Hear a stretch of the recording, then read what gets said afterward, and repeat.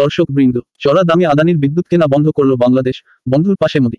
এ নিয়ে মিররের আজকের প্রতিবেদন। বাংলাদেশের শাসকের পালাবদলে লাটে উঠেছে মোদির সহায়তায় ঝাড়খণ্ডের গোড্ডায় গড়ে ওঠা আদানির বিদ্যুৎ প্রকল্প। পালাবদলের পর সে বাংলাদেশের অন্তর্বর্তীকালীন সরকার ভারতের আদানি কোম্পানির বিদ্যুৎ আমদানি করা বন্ধ করে দিয়েছে।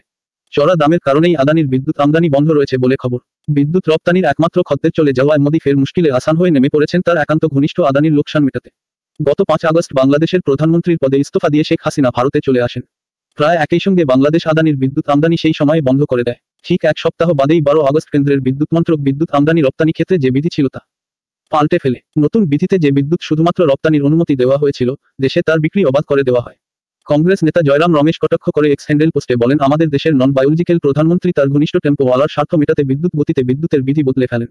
মোদি ক্ষমতায় এসে 2016 সালে প্রথম বাংলাদেশ সফর করেন। সেই সফরে তৎকালীন প্রধানমন্ত্রী শেখ হাসিনার সঙ্গে আদানির বিদ্যুৎ রপ্তানি নিয়ে মোদির চুক্তি হয়। তখন বিধিতে একমাত্র এনটিপিসির মতো রাষ্ট্রায়ত্ত বিদ্যুৎ সংস্থার অনুমতি ছিল প্রতিবেশী দেশের বিদ্যুৎ রপ্তানি। সেই বিধি পাল্টে ফেলে মোদির ঘনিষ্ঠ আদানির সংস্থাকে প্রতিবেশী দেশে বিদ্যুৎ রপ্তানির অনুমতি দেওয়া হয়।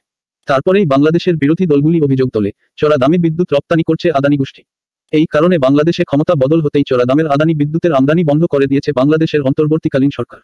আদানির বিদ্যুৎ কারবারে বিপুল মুনাফার ব্যবস্থা করে দিতেই বাংলাদেশ সফরে গিয়ে সেদেশে বিদ্যুৎ রপ্তানির চুক্তি করেছিলেন মোদি।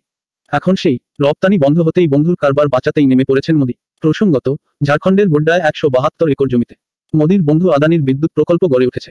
$170 কোটি বিনিয়োগে কৃষকদের বিনা ক্ষতিপূরণে উচ্ছেদ করে জমি আদানির হাতে তুলে দেওয়া হয়। এই বিনিয়োগের 72% অর্থই ছিল স্বল্প সুদে ভারত সরকারের ঋণ। পাওয়ার ফিনান্স কর্পোরেশন এবং রুরাল ইলেকট্রিফিকেশন কর্পোরেশন থেকে এই ঋণ দেওয়া হয় আদানির বিদ্যুৎ প্রকল্পকে। এই বিদ্যুৎ কেন্দ্র নির্মাণে এবং বিদ্যুৎ রপ্তানিতে যাবতীয় কর মকুব করা হয়। দেখা যায় বিদ্যুৎ কেন্দ্র নির্মাণের কাজ সরকারি সংস্থার মতো সবটাই কার্যত সরকারের খরচে হয়েছে এবং তার কর মকুব করা হয়েছে, কিন্তু তার মালিকানা হলো আদানির। এখন পর্যন্ত দেশে আর কোনো সংস্থাকে এবং তাদের বিদ্যুৎ কেন্দ্রকে বিশেষ অর্থনৈতিক অঞ্চলের সুবিধা দেওয়া না হলেও আদানির এই বিদ্যুৎ কেন্দ্রকে নিয়ম ভেঙে বিশেষ অর্থনৈতিক সুবিধাও দেওয়া হয়েছে। এতে বিপুল করের ছাড় মিলেছে মোদি বন্ধুর। অন্যদিকে আদানির থেকে চড়া দামের বিদ্যুৎ কেনা বাংলাদেশ বন্ধ করে দেয়ায় বিপাকে পড়া আদানি উৎপাদিত বিদ্যুৎ দ্রুত দেশে বিক্রির ব্যবস্থা করেছে মোদি সরকার। বাংলাদেশে রপ্তানির জন্য তৈরি বিদ্যুৎ এবারে দেশে বিক্রি করবে আদানি।